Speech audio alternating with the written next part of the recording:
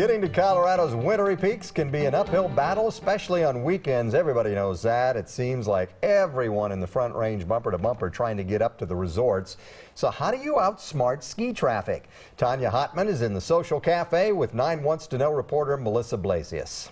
All right, thank you so much, Gary. Well, everybody thinks that they know or have experienced the worst of ski traffic. But when 9 Wants to Know actually looked at the CDOT's drive time data, we found some surprising results. Yeah, that's right. Actually, we found that usually, most times on the weekends, the delays are less than 15 minutes up to the resorts from the Denver area.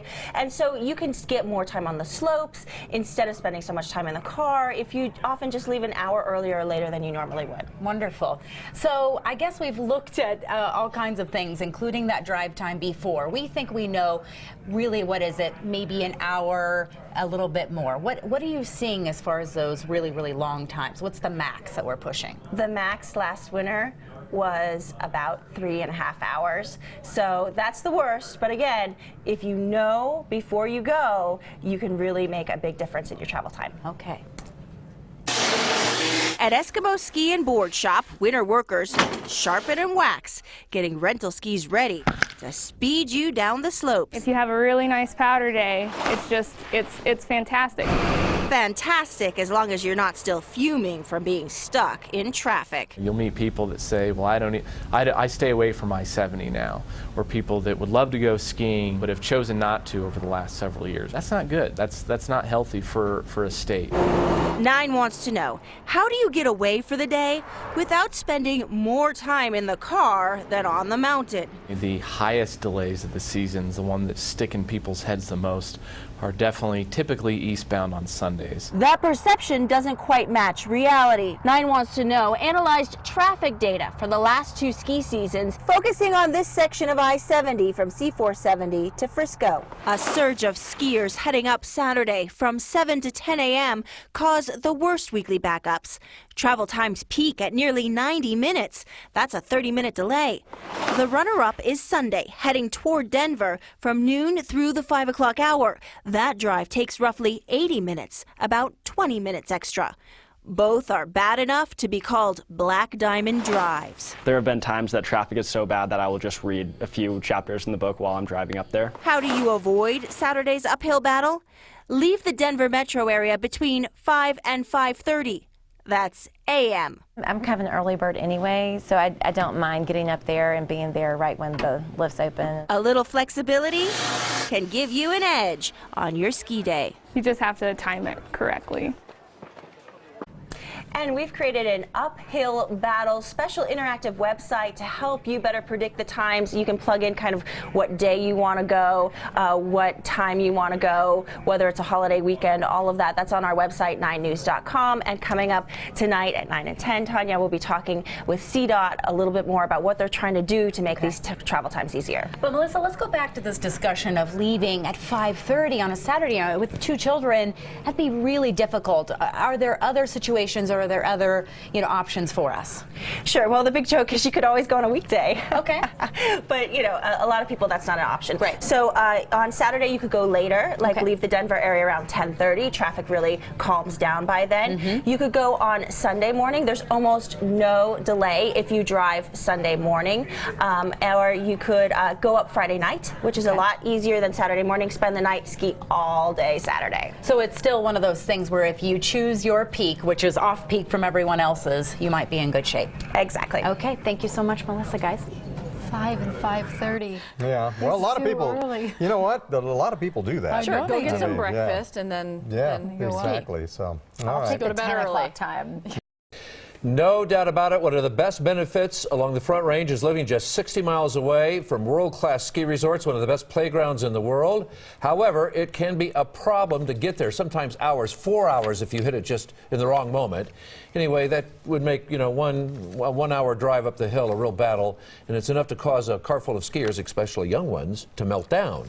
9 Wants to Know investigator Melissa Blasius has analyzed the I-70 squeeze and developed some ski trip survival tips.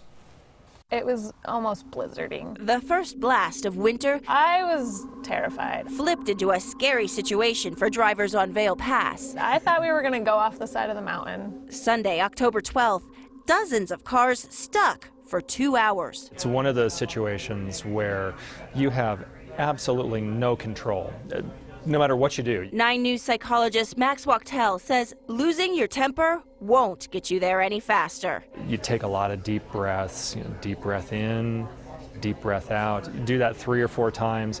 Your body will start to relax. You'll start to be able to think a little more clearly.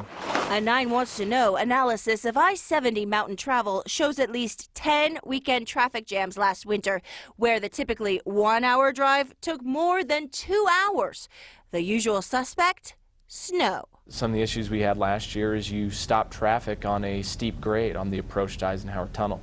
You can have trucks and passenger vehicles lose traction. The longest delay occurred February 9th. CDOT called it Snowmageddon. It took drivers 3.5 hours to get from Frisco to C470. Average speed plummeted below 20 miles per hour. Part of surviving the stops is prep. Making sure you have proper winter tires is critical. And make sure your tank's full. You'd be surprised how many people run out of gas. It's good to have some snacks and some water. I drink a lot of coffee on the drive. Probably good music. Books on tape. They're awesome. Santiago breakfast burritos. At least 3. If all else fails, improvise. We decided that there was nothing else to do but go outside and play some frisbee in the snow. Okay, guys. Frisbee That's a in good the idea. snow. I've seen that, by the way, and other games. You know, maybe generally not the safest thing to play on the highway, but it makes for some great pictures. Yeah. You know, we asked our Facebook friends about what they bring in the car to kind of survive that ski trip. You know what they said, many of them? I can't believe this. Marijuana. I can't believe that. I can't believe that. I wouldn't recommend that either. No. Especially if Good you're snacks, movies, games for the kids, you know. I do see a lot of people, though, running out of gas. I've seen that a lot. Yeah. And one accident, and you're all dead, you know, because it just automatically backs everything up, and that's an extra half hour to go somewhere, and what a mess. It needs a fix. So coming up tonight at 9 and 10, we'll talk a lot about what CDOT's trying to do to prevent those kinds of one accident causing a whole huge backup. We're also going to do a live online chat on 9news.com tonight with CDOT, so you can participate in that too. You can even submit your questions in advance. Hashtag uphill battle on Twitter. Okay. I have questions. I have issues. Yes, you do, don't you? I will submit. From the metro area up through the Eisenhower Tunnel should take about an hour. Then the rubber hits the road and drive times double or triple based on traffic, crashes, weather. Melissa Blasius let the traffic data drive her look at the problem and some possible solutions. I believe that if the state of Colorado bought everybody a set of snow tires. After a Sunday like this, Everyone's a traffic engineer on a Monday morning. winter driving season barely started and already It was a dead stop. a traffic meltdown. Person in front of me just stopped. Dozens of cars lost traction, causing a 2-hour standstill. They couldn't really get a plow through and people couldn't move out of their way very easily. After 40 years selling tires in the ski country, People driving down to that. Gary Bergman blames baldness and CDOT. This road closes down way too much unnecessarily. One shutdown last winter delayed traffic for about 3 hours. CDOT called it Snowmageddon. We call it a double black diamond drive. It's madness. A 9 Wants to Know analysis found major highway breakdowns like this typically occur at the peak of ski season in February or when it's snowing. Sitting there, frustrated. Snowmageddon was a turning point for CDOT. Now they're rolling out changes. We have a lot of strategies that have to happen very quickly. First, prevent cars from hard stops on icy slopes.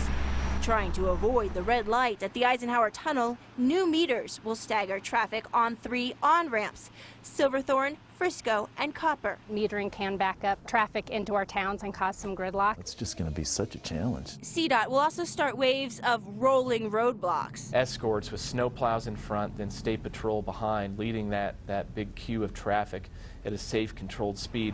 More room on the road would help too. CDOT's building an extra wide shoulder for 12 miles eastbound from Empire to the Twin Tunnels.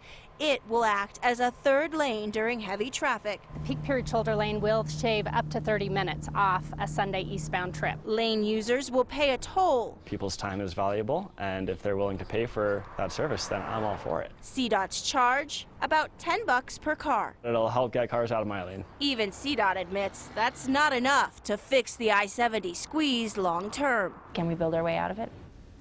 No, I don't think we can ever build our way out of traffic congestion. Ultimately, it's up to us drivers to keep ourselves out of the jam. 9 Wants to Know has created an online interactive cheat sheet. Analyzing CDOT's weekend travel times for a 60-mile stretch from C470 to Frisco, backups that cost you 20 or 30 minutes on average are called Black Diamond drives.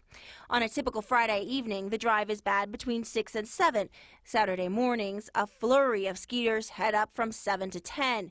The highest peak of the weekend is 8 a.m., so leave early. You'd have the first runs to yourself. In my mind, that's the best time to ski anyways. Back to the Front Range Saturday afternoon, you'll see a short spike around 5. The longest stretch of bad traffic is Sunday from noon through the 5 o'clock hour. Spend a Sunday night, stay for dinner Sunday night. GoI70.com even offers discounts at area businesses if you change your peak time. And then get back on I-70 when traffic is not an issue, which is typically after 7 p.m. That still leaves the problem of the baldies. So CDOT's hiring the tread police to leaflet cars with crummy tires. They're not going to buy tires. The only time they'll come in and buy tires when the tire's flat and they can't move. He suggests CDOT ditch the leaflets and take a page out of Colorado history, bringing back annual car registration inspections. State inspection, ensure that they got the right tires on these cars. After years of CDOT fighting an uphill battle on I-70 and all that Monday morning engineering. No, there isn't a great solution. So buckle up. Make sure that we have the right equipment. Some snacks and some water. A set of snow tires. A pair of gloves. Audiobooks are excellent. Because someday you may be second guessing yourself while frozen on I-70. I think we would have left like earlier. And as we mentioned, 9 Wants to Know has developed an online I-70 cheat sheet so you can know before you go. It's on our website, 9news.com, and you'll find a handy app. Just plug in the day of the week that you want to travel and the direction you're going, and voila, you'll get a prediction of the drive times based on what traffic's been in past years. If snow's in the forecast, or there's a section that you can take a look at that. Also, if you want to go on a holiday, there's an option for that too.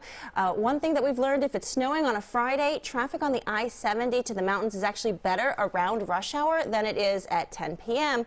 Also, if Monday's a holiday, you won't usually see major delays if you drive home on Sunday. Now, we'll keep this website up for you all winter long so people can check back, Kyle. Also, we want to mention that if you have more questions, CDOT officials are actually having a lively chat with us on 9news.com right now, and you can click on that. That goes till 10:30. Send information right to them directly. All right, Melissa, thanks.